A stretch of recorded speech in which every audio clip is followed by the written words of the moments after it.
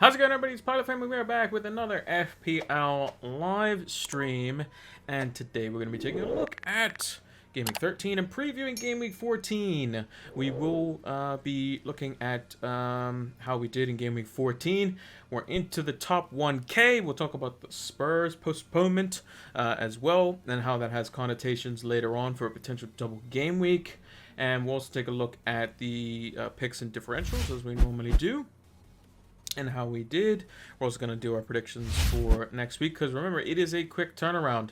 The deadline is on Tuesday of this week, as there are fixtures on Tuesday, Wednesday, and Thursday. So make sure that you have your FPL team set. So not many changes to be made in longer period of like thinking time, as it were. It's going to be a lot sooner, and you have to think about what you need to do. So price changes could affect people almost instantly, or maybe there's not enough time potentially to even consider that player, and you just have to go on to the next game week, depending on what transfers you have available. But yeah, a little bit on the tired side. We had a nice big dinner for Sunday dinner, as per normal, yeah, look, it's gonna be a chill stream. We're in the top 1K, we're cruising. I know there's gonna be some people frustrated about the Spurs game. I've seen some teams with absolute just destruction, basically having 3 Spurs players, and their bench consists of a bunch of players that either didn't play or have a bunch of zeros, which is not ideal. But yeah, before we do that, let's talk about Fantasy Football Scout.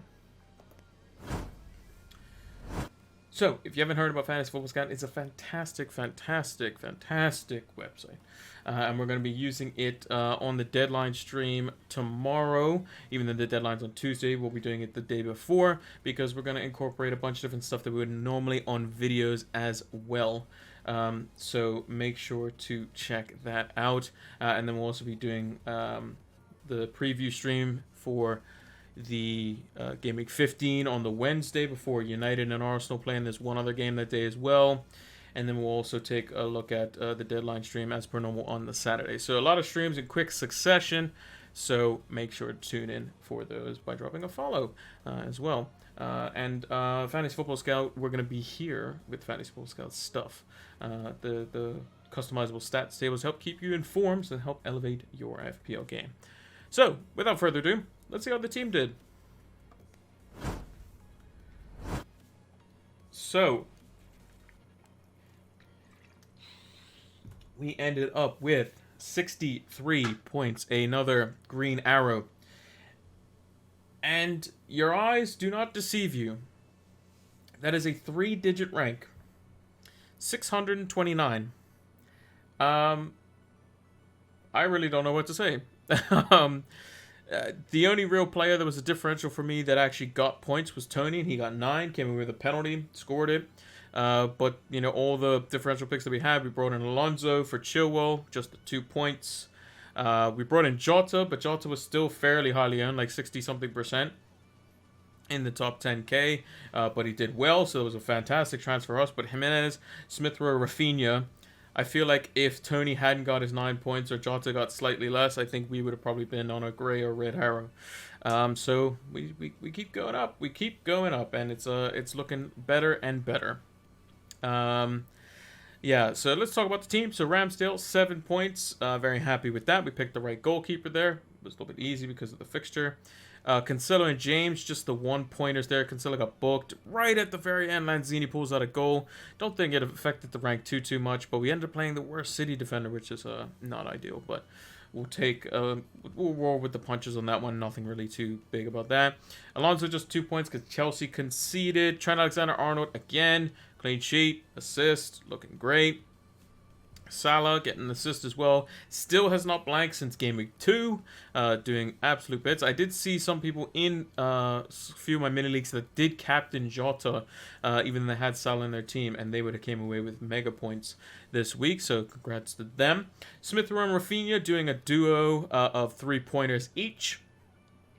Jimenez with just the 2 points. Very poor versus Norwich. And then Tony with the penalty. Very happy about that as well.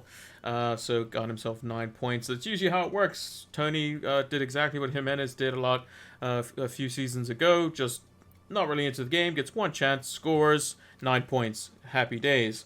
So, yeah, 63 points, rank rise to 629, 937 points overall.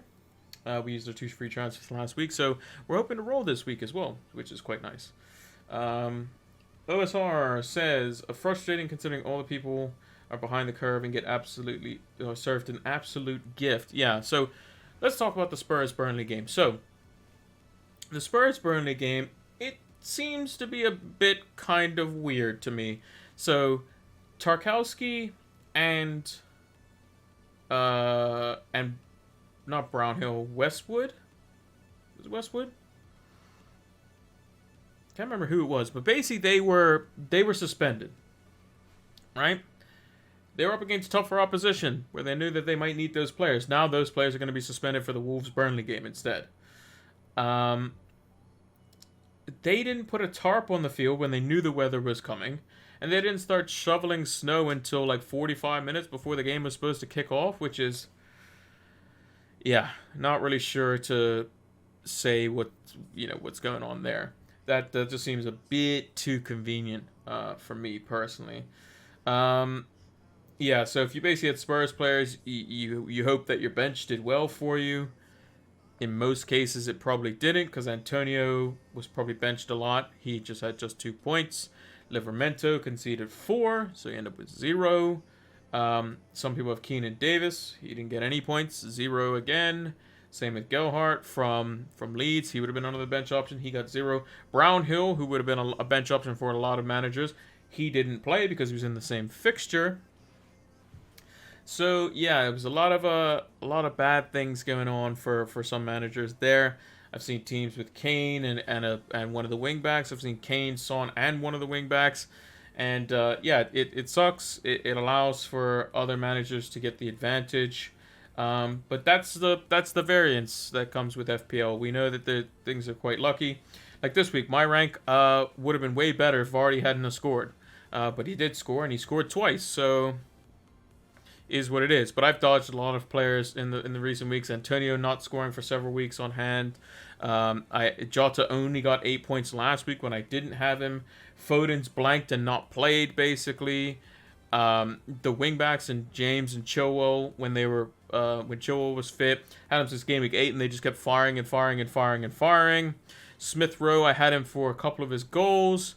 Jimenez has been ticking over. St. Maximin last week as well. There's a bunch of different things that have gone my way, and sometimes that's the way it has to work in order for you to get up in the ranks. You still have to make some good decisions. Like, as an example, not bringing in Jota this week would have been terrible for my rank, but I thought it was a good choice for how it was, and I just wasn't convinced on Kane, and it turns out it would have been a massive point swing. So. Very fortunate on that. But let's say, that we were all this talk about the weather in Liverpool.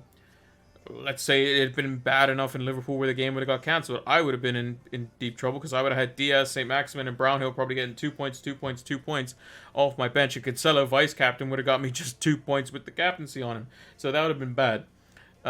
So yeah, it's unfortunate. I had some of that luck last season as well. With injuries and just hits not paying off and that sort of stuff too. So again, you just have to make good decisions. If you can say this was a good decision, then fine.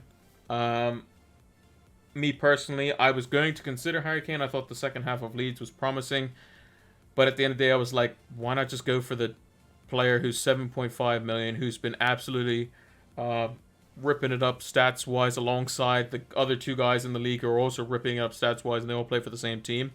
In Jota, and then Alonso was an easy swap for Chilwell. So that's what I went with. Congrats on being in the top 1K. You've been smashing it. Yeah, well, the Christmas period is the test now. The Christmas period is the test. We're very happy to be inside the top 1K. Definitely uncharted territory for sure, but we got to keep it up. Got 73 points this game week. Decent, but I missed out on Jota. Hey, if you got 73 points without Diego Jota, your team is doing okay, I think. Definitely doing okay. That would have been a very good score. Let's see what the top score actually was. Highest points, 132 points. Let's see. So this person was in around the 2 million mark. They The captain. The captain, Jamie Vardy, for his brace with 2 bonus points. Not a bad triple captain. They had Van Dijk, Thiago Silva, Trent, Cody, McGinn, Saka, Madison, Gundogan, Jamie Vardy, and Raul Jimenez. That is not too bad, I would say. Yeah, a lot of niche players got points this week.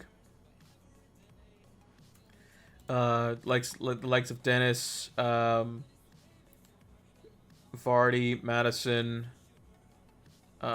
even Sanchez got points for keeping a clean sheet. Like Brandon Williams, if you still have him, I think he came away with 7 points. So got some big returns from Gahey and Dennis. Yeah, Gahey would have gotten something as well. Crystal Palace.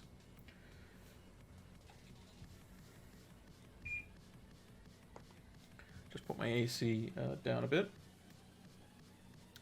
So yeah, there was a few players that got a couple interesting returns and whatnot.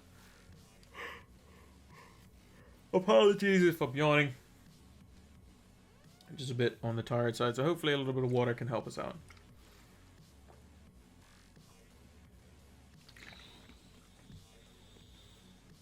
It's been a long day. Had to do a bunch of different cleaning in my room to get it all ready for the vacay, the staycation, as it were. And a lot of football to come as well. Speaking of a lot of football, let's take a look at the fixtures and how well we did prediction-wise, because I think we did pretty well this week. Here is our prediction tweet. And here is the fixtures. So, the way we do the predictions is as follows. If you predict the exact score, you get 3 points, like a win. If you get the result right, so had I predicted, let's say, Norwich and Wolves to be a 1-1, as an example, and it's a 0-0, I still got the draw right, but I didn't get the score right, so it's 1 point, like a draw. And if you get anything else, then it's 0 points, like a loss. So if we recap what we had in the last few weeks, so we had a bit of a rough patch between Game Week 6 and Game Week 11 with just the 7-pointer in Game Week 10. The score that I always want to hit every week is I want to get at least 5 out of 10 correct, with one of them being a correct score, which would be an average of 7 points. That's what we typically want to get, results-wise. In Game Week 10 and Game Week 12, we've had 7 points each. But in Game Week 11, we had 2 points. Game Week 9, 4. Game Week 8, 3. Game Week 7, 3. Game Week 6, 2. In the beginning of the season, we were doing well. 9, 11, 10, 11, 7. So let's see how we did this week. So, scoring 3 points, exact score. 1 point for the result right, and 0 for the incorrect one. So, let's start off with Arsenal Newcastle. Got the score right, 2-0. Bang on. So, we get 3 points for that. Pretty straightforward win for Arsenal, I think. Aston Villa and Crystal Palace, I predicted a 2-2. It ended up being a 2-1, so we were quite close. But Aston Villa, from what I saw, was pretty good in that game. I think Palace they played okay, just didn't have the final end product. Zaha had a chance like early on in the game. I think it was around like the 15-minute mark where he just missed wide of the post. But Aston Villa, Steven Gerrard, Stevie G coming through with 2 wins and 2. So we got nothing there. Liverpool Southampton 2-0. Liverpool doubled that effort and won 4-0. So just a 1 point. Wolves, we predicted 1-0 over Norwich. Actually ended up being a draw, so very disappointing from Wolves after coming off the back of a win versus West Ham. Brighton Leeds, we predicted 1-1. Again, a boring 0-0. 2 teams that didn't really want to win the game based on their finishing. So just a 1 point there. Brentford Everton. Brentford coming away with a 1-0 penalty for Ivan Toney. Not too much else to say there. And Bomo getting booked late, which helped my rank a little bit because I sold him. Yeah, Bomo's definitely been frustrating. So just the 1 pointer there. Burnley versus Spurs. We don't count that. So a 7 would actually be a better score this week. Leicester versus Watford, I predicted 2-1. It was double on both sides and 4-2 in a crazy affair. Claudio Ranieri's actually first game returning to the King Power. So we got the 1 point there. Man City West Ham, exact score again. 3 points. Very, very good. And that was thanks to Lanzini's last minute goal, which wiped out all the City clean sheets. And then Chelsea United, I predicted 2-0. It ended up being a 1-1. United getting a goal off a Jorginho mistake. And Chelsea getting a Jorginho penalty for Aaron Wan-Bissaka's foul on Thiago Silva. So nothing there. So we got 3, 4, 5, 6, 7, 10 points. So not quite the 11 that we did in Game Week 2 or in Game Week 4, but 10 points is definitely very, very good for predictions. Above average for sure. And we could have potentially got more with the Spurs-Burnley result, but we won't know that until they play that game. And we'll probably just include it in that as well. Moving on to the clean sheet and differential. Brentford got themselves a clean sheet. Jose Sa ended up with a clean sheet and I believe 10 points. Rico Henry also getting himself a clean sheet at a 1.5% differential. Minamino did not get any returns and neither did Ollie Watkins, although both their teams ended up winning. So 3 out of 5 on the differentials is over 50%, so we will definitely take that. So 10 points, 3 out of 5 on the differentials, and clean sheet picks. Not too shabby, to say the least. Some of the surprising points or highlights of the week. No surprises, I think, in the Arsenal and Liverpool victories. Brentford beating Everton, I don't think that's much of a surprise. Man City, the ease at which they won the game versus West Ham, I think is quite surprising, although the scoreline probably flatters West Ham a little bit. Chelsea versus United, that scoreline, I think United managed to get a point and get out of Dodge with that one. I think Chelsea created a boatload of chances, and United's only 2 real chances was the ones they were given to by Chelsea. Jorginho making a mistake, which ultimately Sancho went on the break and slotted it past Mendy. The other one was late on in the game where Fred was just given the ball by Mendy and could have played in Lingard or Ronaldo and just basically chipped it back to Mendy, which was weird. But no real surprise there. Probably a disappointing result for Wolves. Brighton and Leeds will feel that they could have done more as well, given that they both are looking to get back on a winning streak if they can. And, yeah, Newcastle looking potentially like they're going to be relegated after losing to Arsenal. So they're going to have to fix up there as well.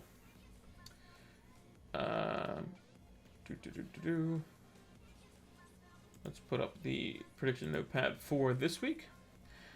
How's it going, Mono? Glad that you could join us. Hopefully you had a good game week. So, yeah. This is a midweek fixture. 59 this week. I think that's not too bad, I think. It was pretty decent. I'm not sure what the average was, actually. What was the average? 44? Yeah, so that's probably a pretty good score, I would say. Depending on your rank, obviously.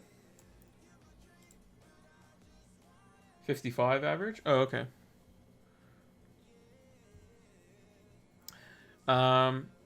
So yeah, this is these are the fixtures for 55 safety. Yeah, that makes sense. Depending on your rank, that safety score is going to be higher and higher than the actual average. Yeah, I can't remember. I think my safety score was like somewhere similar to that or more. Actually, let me check while I'm thinking of it. Let's see. My safety score was 58.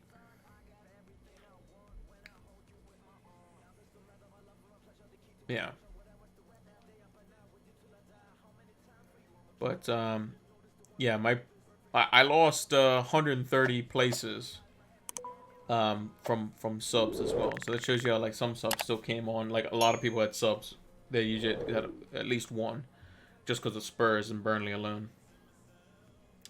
But yeah, so you can see Tuesday deadline. That Tuesday deadline is 6 p.m. UK time. We will be doing the deadline stream tomorrow. That's going to be at 7 p.m. EST. So make sure to join us for that. And I will post the VOD 1 hour before the FPL deadline on YouTube so that you can all see it in real time. And hopefully I can be in the chat to, you know, if anyone wants to have any last minute questions. And we'll keep the VOD going. So if you're watching this over on YouTube, hi. I'm probably in the chat, so ask away. Did I have Mbumo? No, I sold him for Diogo Jota. Probably one of my better transfers, I would say. Probably one of my better transfers, I would say. I also have to upgrade. Actually, let me do that while I'm thinking of it as well.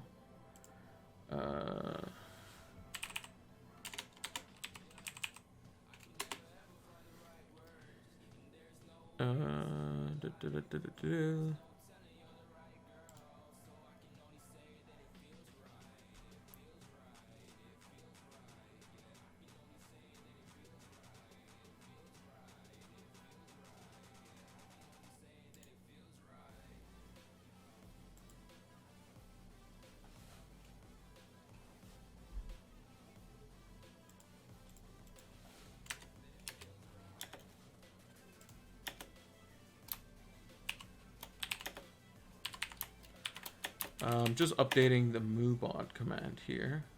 What are your thoughts on the Tottenham and Burnley double game week? So, yeah, while I'm doing that, I can talk about that. Basically, I think that the double game week can come in one place that we know of right now, and that is game week 21. And that's if Spurs were to lose in their Carabao Cup fixture versus West Ham, which is possible. It is a quarterfinal. West Ham will probably go strong, and they could easily lose that, and then they would get a double game week. And I also think they play Watford in that game week as well. So it'd be Watford away, Burnley away. That would be a pretty good double game week for Harry Kane and Son. So that would definitely mix things up. And in terms of timing, that's around like just after New Year's. So that would be very, very, very interesting for that. I think if you did have Spurs players, you were very unlucky. And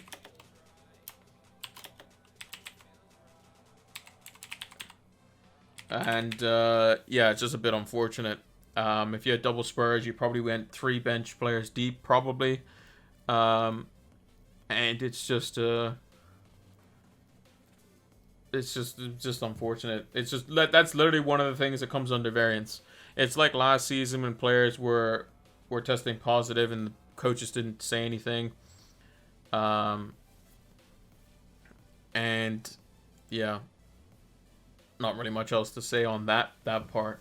It's a bit unfortunate. As for the double game week though, that could be quite good because Burnley and Watford, Conte having more time with his players would definitely help.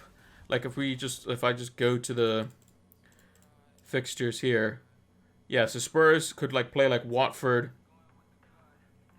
in this game week here, and then they could play like on like the Tuesday or Wednesday, and then they have like FA Cup games or something, I think, in between this week and this week. So it's kind of a break for FPL, but not really. It's not an international break per se. So yeah, that could be quite exciting, I think. Got voting out for Jota, but Antonio has been the most frustrating hold, and Vardy just breaks my heart every time. Yeah, Vardy's one of those players that as soon as you get rid of him, he starts doing the business, and then you're just like, oh, well, I'll bring him back in, and then he just does nothing. Like, Vardy's the ultimate troll. Vardy was the only player that affected my rank this week, literally. Everyone else didn't do anything. Like, Foden was injured, Kane and Son didn't play, Antonio did nothing, Mbomo didn't do anything,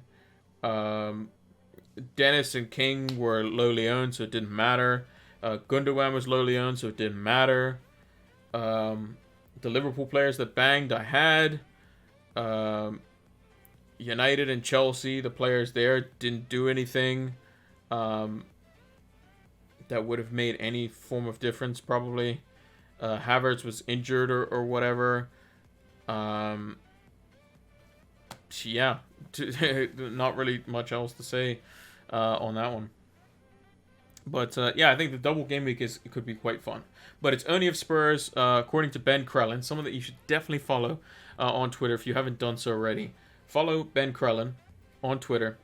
He's fantastic. He does all the different fixtures and stuff, and he's going to be very, very important to see like how the Premier League are probably going to structure the fixtures for certain teams when it comes time for blanks and whatnot.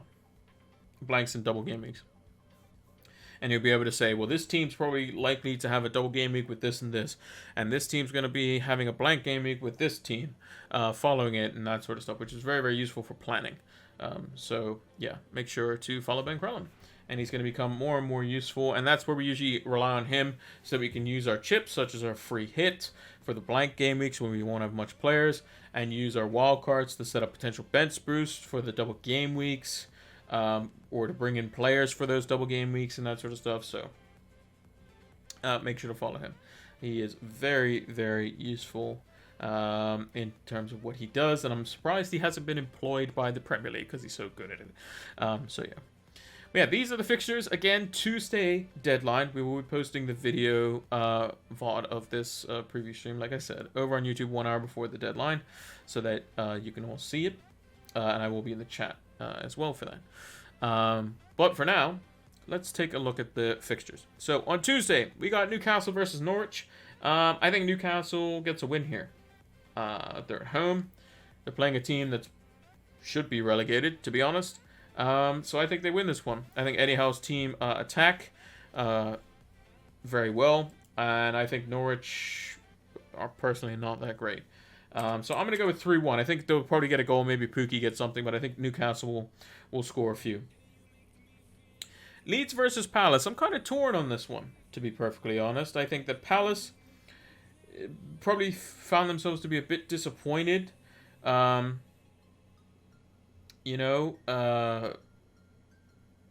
I think that they could have easily played a lot better than what they did versus Steven Gerrard's Aston Villa.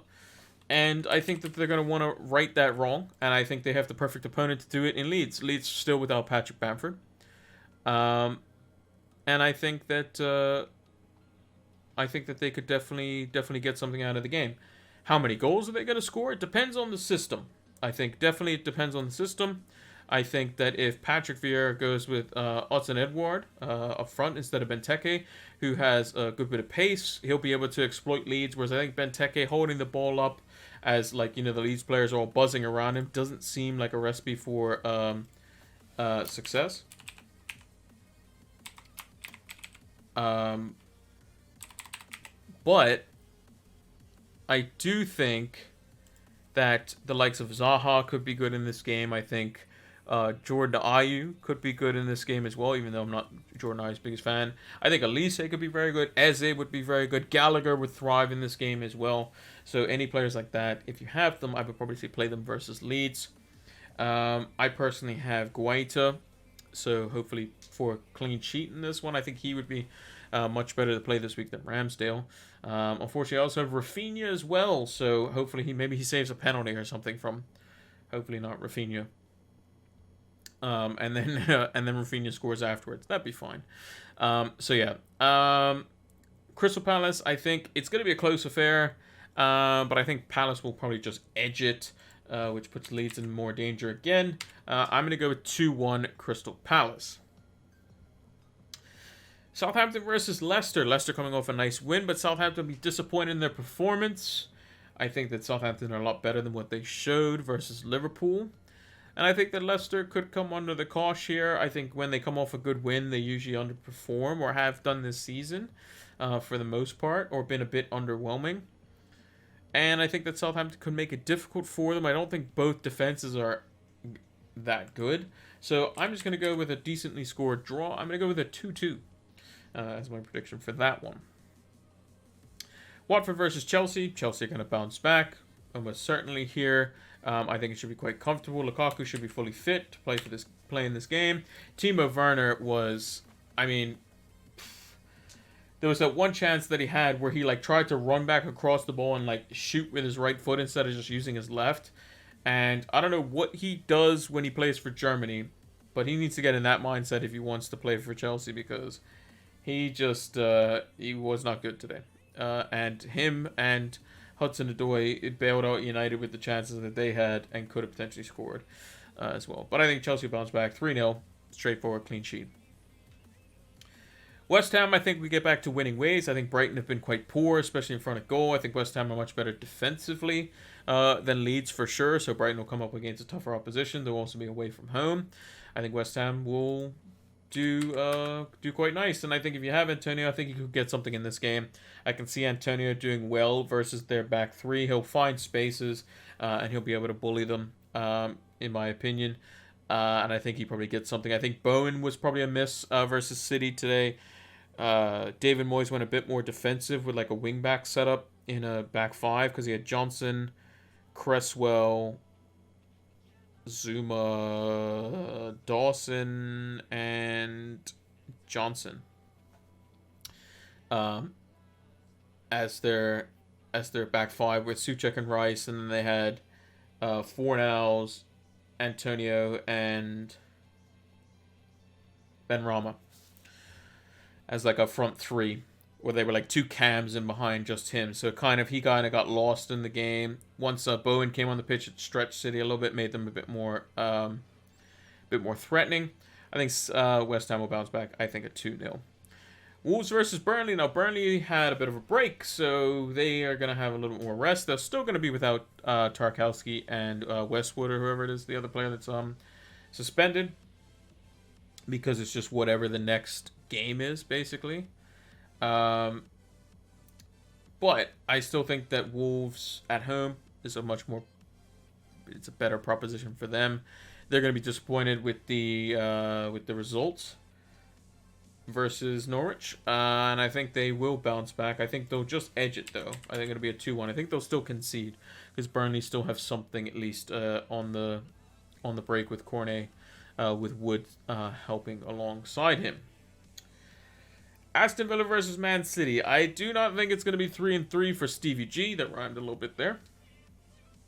And I think Man City will win this one. I can see City just kind of using this kind of as a training session. They'll get ahead, and then they'll stay ahead and just kind of knock the ball around and frustrate. And I think Villa will probably ultimately just kind of crumble and not really be able to withstand the sheer amount of just volume chances that City will create, and the just the kind of just frustration that they'll have when not having the ball. And I think that Villa on the break aren't as clinical as what they probably would be. I think Ollie Watkins can be wasteful at times, so it's going to be very, very intriguing to see what they do when they do get any chance that they do get versus City, which they will. They will get a couple of chances. But it's just a matter if they can take them. I don't think that they will, and even if they do, I think City will still have too much for them. Everton versus Liverpool. Now, Liverpool are flying, and Everton are absolutely dreadful at the moment. But they always say a derby is an equalizer. Whether that's the case or not, we will see. But I don't think Everton are going to be very happy with Rafa Benitez.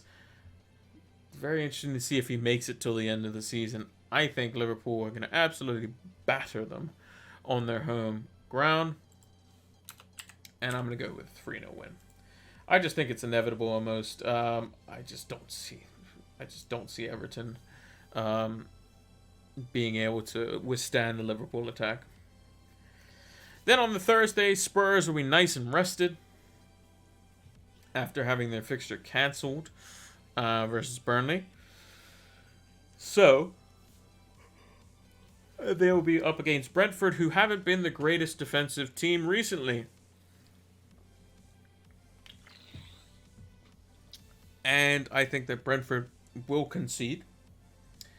I do think that Brentford will probably struggle to score, because if they struggle to score versus Everton, then they probably won't score versus Spurs, who I think are better defensively. Not great, but still better, even though they do have Christian Romero injured potentially for long term. I think Spurs will win this one. Actually, I think Brentford might get one. Where it comes from, I don't know. Maybe a set piece or something like that. I think Spurs will win this one. I'm going to go with a conservative 2-1. And then Man United versus Arsenal. This is a very tricky one. Arsenal have been playing pretty good as of late. They got absolutely pasted by Liverpool. But it seems like any team that they come up against that's halfway decent, they get absolutely waxed or just played off the park. But if teams open up against them, then they struggle quite a lot, actually. Yeah, it's really, really weird how that kind of came about. It's literally like anytime they play against a team that's good, they get destroyed. Like, and when I say good, I mean like top 6. So you're looking at like your West Hams, not necessarily your Leicesters, but your West Hams, your Man Uniteds, your Cities, your Chelseas, your Liverpools. If they play one of those teams, it seems like they just get beat. If they play against a Burnley, a Wolves, a Watford, a Brighton, a Southampton, they get usually a draw or at least a win out of it. Honestly, it's going to be a 0-0. I mean, it very well could be. I think Arsenal struggle to score versus teams that put a lot of men behind the ball. I think that Arsenal also struggle when they are hit on the break. So Arsenal don't want to be the team that has the ball. They want to be the team that gives you the ball. And since United, at the current moment, also want to do that, it could end up just being a 0-0. But Manchester United are most likely, if you believe reports, going to have a new manager in Ralf Rangnick. And he does not like to play the ball backwards or give the opposition the ball. He likes to have the ball, he likes to attack, and he likes to do it with all kinds of urgency.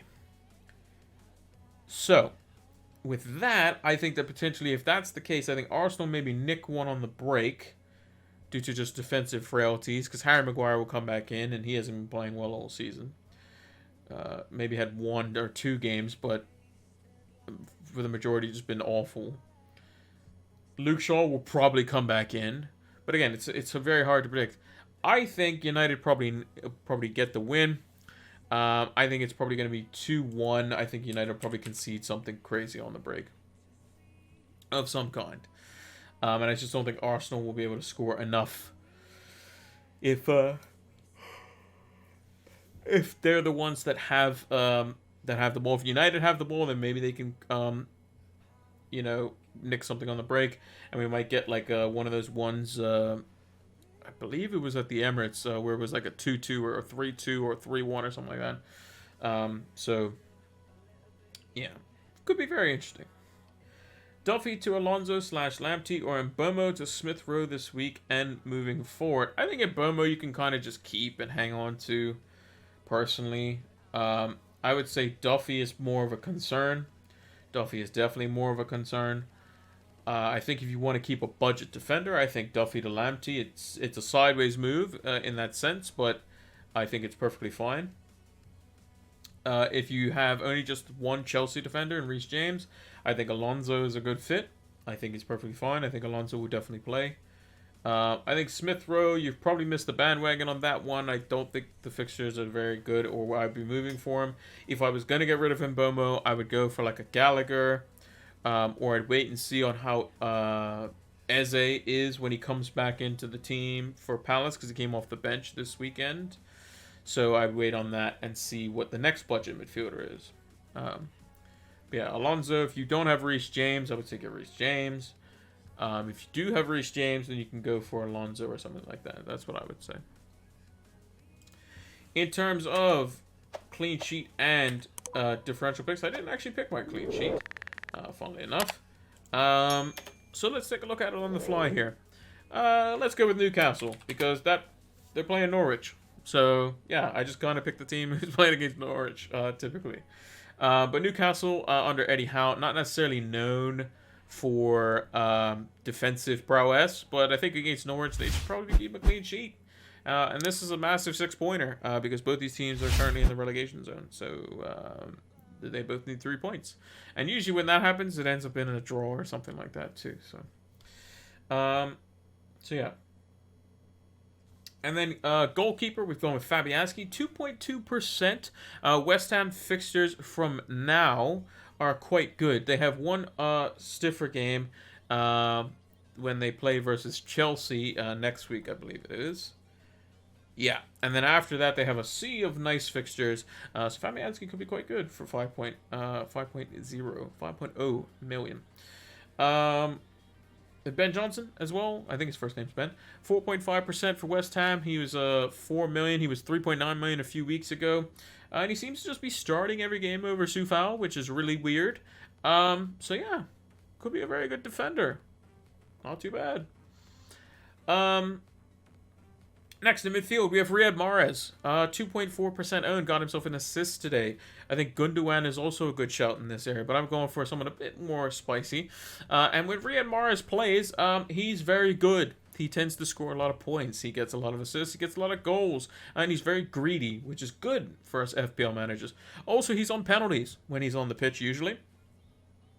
Maybe with Gundogan on the pitch, he might take it. But I think Mahrez, I believe in the Champions League, keep taking penalties, so I think Mahrez will probably take them. So, yeah, 2.4% owned. I can't remember his price offhand. Let's take a look. Mahrez, 8.6 million. So, if you're looking for a Phil Foden replacement, might be Riyad Mahrez if Phil Foden is injured long term. Because we know that when players are injured and Mahrez gets the start game in, game out, Mahrez is very good. And also, when he is starting game in, game out and is performing well, he doesn't get rotated because he does recover quite quick, actually. Pep mentioned that before. Same with Raheem Sterling. When Raheem's, like, flavor of the month or he's in with Pep and Mahrez is in with Pep, they just don't get dropped ever. But when they do get dropped, that's when you are you can be a bit concerned, because then they get kind of dashed off to the side. So yeah.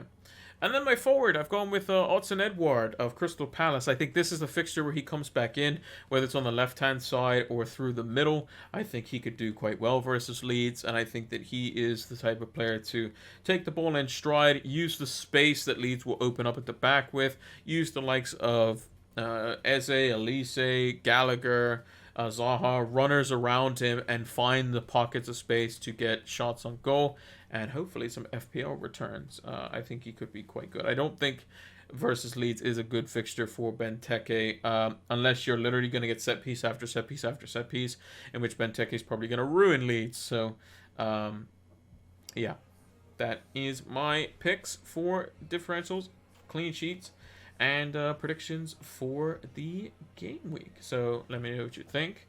I usually post it over in the community section of YouTube as well as over on Twitter.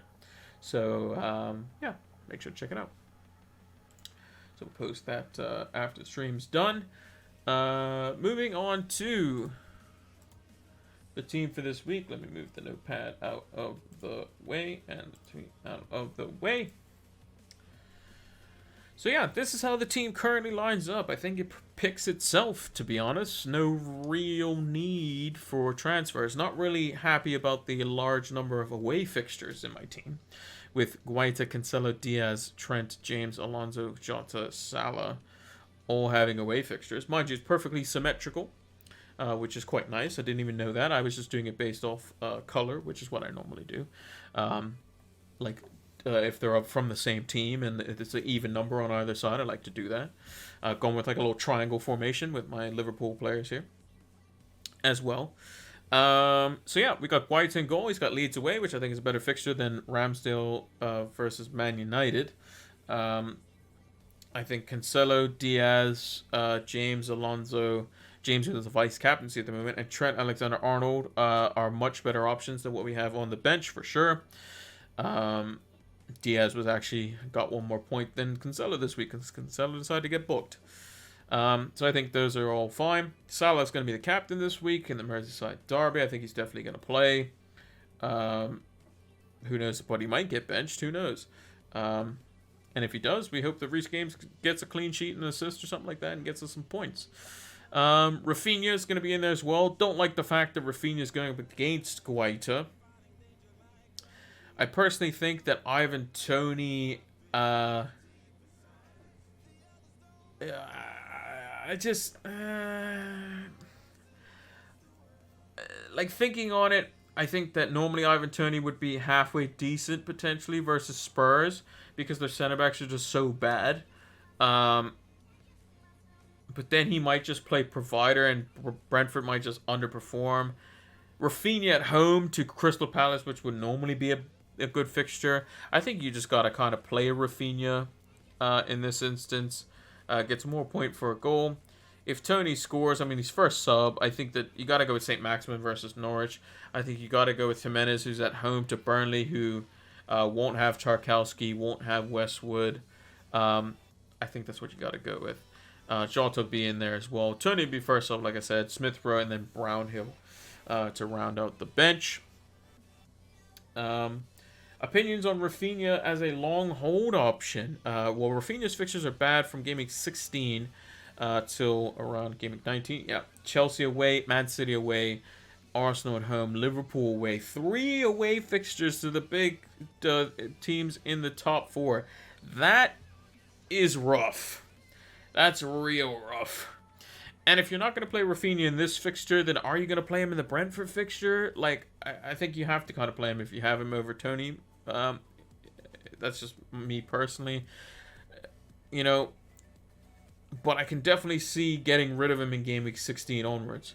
Like, an easy swap for Rafinha, I think, is a lot of managers are going to go for. Is Rafinha straight to Jared Bowen? I think that Jared Bowen is going to be fantastic, because if we look at West Ham's fixtures, if we look at Jared of the Bowen, perfect run here. Great run. Norwich at home, Southampton at home, Watford, Leeds are in there as well. Watford at home again. Or Watford in, quick succession. Newcastle. I think their fixtures are very, very good. Very, very good indeed.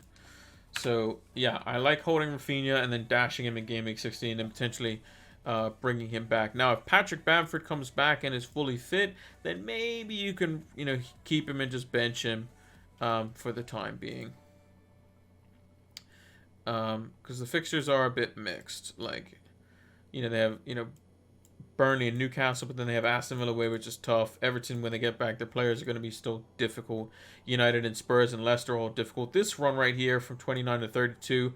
So if Leeds have a double game week for whatever reason, or they're in a blank, Rafinha will probably be almost mandatory. This run isn't great, so probably the end of the season you probably won't have him, but yeah. Cucho Hernandez. Is Cucho Hernandez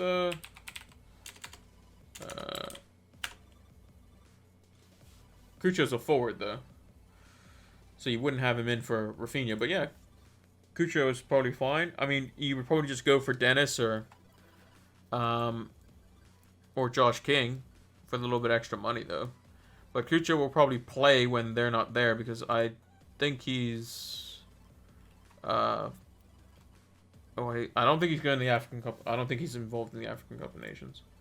I don't think. Let me see. Cucho. I don't even know what nationality he is. If I had to guess, I would say Colombian or something like that.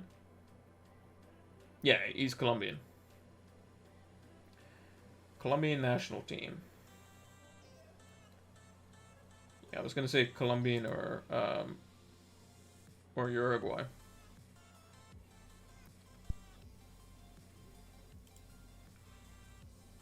These on my watch list look very good today. Speaking of the watch list, we should probably update that. So let's do that now. Let's look at players on the current watch list that we can potentially get rid of. Ederson, I think it's just too expensive He is quite cheap at the moment, but for this run, I think he could be good, but I think he's just too expensive at the moment, so we'll just remove him from the watch list. McCarthy, we'll still keep an eye on, because they will just get pasted by Liverpool. That's going to happen. Reguilón, we're going to remove from the watch list, because the fixtures are starting to run out, unless they show me something spectacular, him and Royale. Stones, we're going to remove, because rotation risk. Lamptey's in there. Gallagher. Son, again, we're going to remove him as well. Need to see something. We'll also remove Kane at the same time. Need to see something. Gallagher will stay. Bernardo will stay. Bowen will stay. Trossard. Trossard's blanked in 2 games, which would be considered easier fixtures, and his fixtures next aren't great, so we'll remove him as well. Foden could be injured, so we'll remove him for the time being. Again, we're monitoring Antonio to see what his fitness is like, because he's just going to stay on there. Ronaldo. Watkins, he scored in the game week gone, but his fixtures over the next couple aren't great, so we're going to remove him as well. Wilson has a couple of good fixtures, so we'll keep an eye on him, but we're going to ultimately remove him from the watch list, because if you haven't got him now, there's no point in getting him. Can't believe I got Kane in my team. Well, I mean, Kane could smash it versus Brentford. I think Spurs have a good goal in number 2 in that one, so we'll see. So right now our watch list is looking a bit on the skint side. We don't have many players in there. Cornet we're gonna keep in there because he's got 3 returns in 4 with 2 double-digit holes. Also, he's fantastic to watch play. So players to add. So let's go to all players. Arsenal, no. Aston Villa, not at the moment. Brentford, no. Brighton, no. Burnley, no. Chelsea, is there anyone from Chelsea that we're looking at? Probably not, that we don't already have in our team. Look, Romelu Lukaku actually is one that we'll add to the watch list, because he came on. Looked decent, I thought, with the little time that he had. And also Chalobah I'm going to add to the watch list, just because he's played the last 2 games, and it seems like he might be taking more time in defense over the likes of a Chilwell and Azpilicueta, I think. Crystal Palace, no. Everton, no. Leeds, no. Leicester, no. Liverpool, no. Man City, we're going to add a couple of players here. We're going to be adding Ilkay Gundogan, who got himself a goal and an assist. So we'll be monitoring him as a cheaper midfielder. We'll also be adding Riyad Mahrez as well to the watch list for his involvement as well. Manchester United, we will be adding Jadon Sancho, 8.9 million. 1.9% owned, and could be very, very important to Ralf Rangnick's system. Sancho played in a high-pressing Dortmund team, and Rangnick, coming from the Bundesliga, will definitely help out with that. So we'll see how that goes. Everyone else will kind of just keep at bay at the moment. Varane is expected back for the game versus Arsenal, but I don't think he's been pictured in training yet, so we'll have to wait on that. Newcastle, no. Norwich, actually, is someone to keep an eye on, I think. Timu Pukki. A Pukki party as a potential budget forward. Some games you want to play him in, some games you won't. I thought he was good. He didn't get himself a goal this time, but he got 2 in the last 2 before that. So we'll keep an eye on him, see how he does versus Newcastle. Potentially could be a swap up there. And then Gilmore is somebody that we won't add to the watch list, but we know that he's a cheap player that's starting now, which is quite nice. So keep an eye on Timu Pukki. Southampton, no. Spurs, no. Watford, we definitely have to put some Watford players on there as well. We're going to go with Emil Dennis. Add to the watch list, and we'll look at Josh King, who got himself a goal and he's got 2 and 2 as well. And then lastly, West Ham, we have Bowen.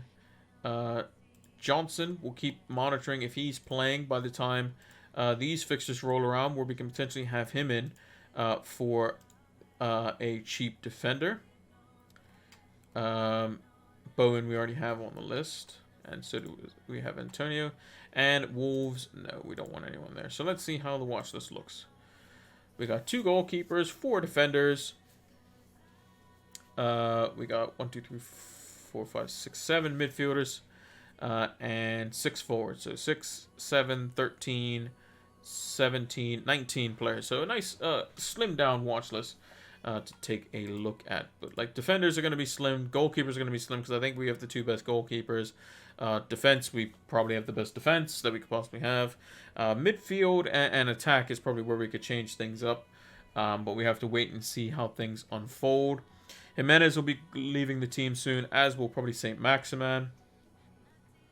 Tony will probably just be kept just because there's not really anyone else that has, that's I would like to bring in. Like King probably makes sense. For when the African Cup of Nations starts in January, because both Ismail Assar and I think Dennis go to that, as well as like 4 or 5 other players on Watford. So that'd be one to keep an eye on. So yeah.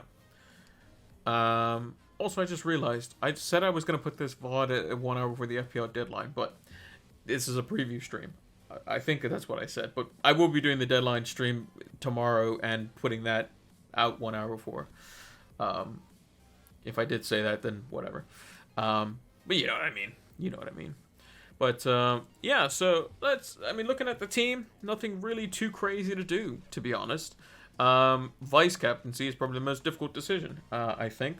And then maybe Tony in for one of the other players. I just think that City will have too much for Villa.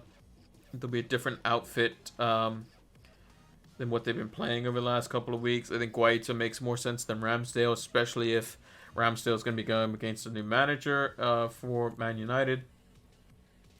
Chelsea boys picked themselves. Rafinha's at home, and if you're not going to play him at home versus Palace, what are you going to play him against?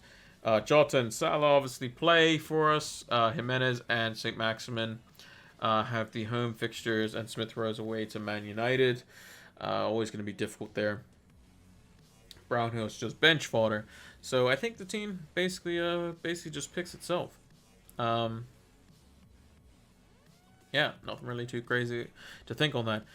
In terms of transfers, we could take a brief little look at that.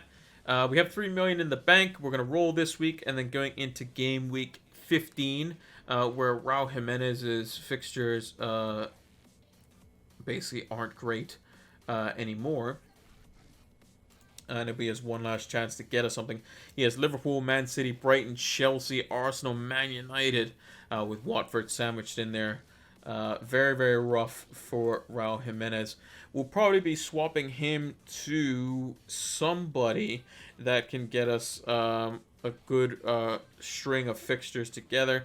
That certain somebody will probably most likely be a premium forward of some kind. It was originally going to be Antonio, but we're going to wait a week on that one. So we have to kind of set ourselves up in Game Week 15 to have the availability for that. So if I do Jimenez out, I bring in Ronaldo, whose fixtures are, you're not going to see a much better run of fixtures than this. For a guy who literally, normally under good coaching, will destroy any team that's in the bottom half of the table. So Ronaldo would come in, and then we have to make up 1.8 million somewhere. That could be Tony down to just a non-playing forward. We could bring in, so that would be like a Dennis or somebody like that. Not a Dennis, a Keenan Davis. And we just bank the extra 0.4. That would be for free. In Game Week 15, St. Maximin plays Burnley, so we could get rid of him if we wanted to. That would give us the ability to get a 5 million forward. Again, nothing really great there. Cucho Hernandez, if we wanted to bring him in, during the AFCON, but it's a little bit early for that. So the only other player that I can think potentially getting rid of, Rafinha probably be 1 week too soon, would be Diaz, to be honest, because he's probably going to get rotated, but they do play Watford, which is a bit unfortunate. So if we brought in Ronaldo, let's see, who would we start? So Ronaldo, we're obviously going to play, because it's Ronaldo. He plays Crystal Palace at home. So we're playing Ronaldo.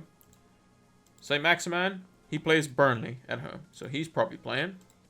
Ivan Toney, he plays Leeds, so he's probably playing. Salah and Jota, they're playing Wolves away, they probably play. Rafinha probably plays. Who does Smith Rowe play? Smith Rowe plays Everton away. Probably a bit tricky. Brownhill we're not playing, so we got 3, and then 3, which means we can play 4 at the back. Chelsea play West Ham, which is a bit tricky. Trent obviously has Wolves, and then City play Watford. So I'd probably be playing all of my defenders unless I got rid of one of them. So one of them would probably be Diaz. It would have to be. In terms of players that are 4.2 or thereabouts, 4.4, can't get Tsimikas. Not that we want to, because we get stuck with him. The only one that we could go for in that price point is Ben Johnson. And he's been playing every week and doing well. So, and he's definitely, he'll probably get rotated a game or two if he continues to play, and Soufal will play. But I think that Soufal might be just out of the team for the time being. I'm not too sure what's going on because he has been in the lineups, but Ben Johnson could be the one to go for. Jimenez, if he were to go up in price one more time, we'd get a defender at 4.3, and we can go for somebody at 4.3, which would be quite nice. That would include the likes of Tavares at Arsenal, which would be probably okay.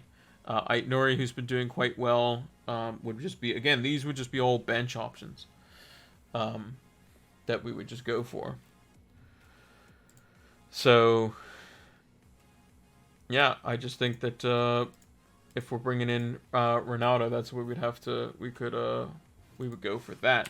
Unless we took a hit to do something else, which would probably, if we didn't like the fact that St. Maximin is playing Burnley and he has a bad fixtures after that, we could potentially downgrade him. We can maybe go for Josh King. He does play City, obviously, in Gameweek 15, but has good fixtures after the fact. And we'll have good fixtures over the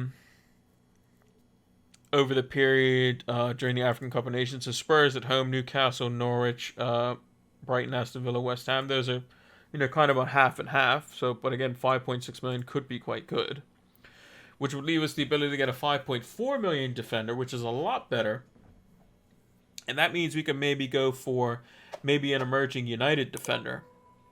Let's say Ralph Rangnick comes in and he's like, "Yep, Diego Dalot or Shaw or whoever, you're my guy," type thing. Maybe we can go for them.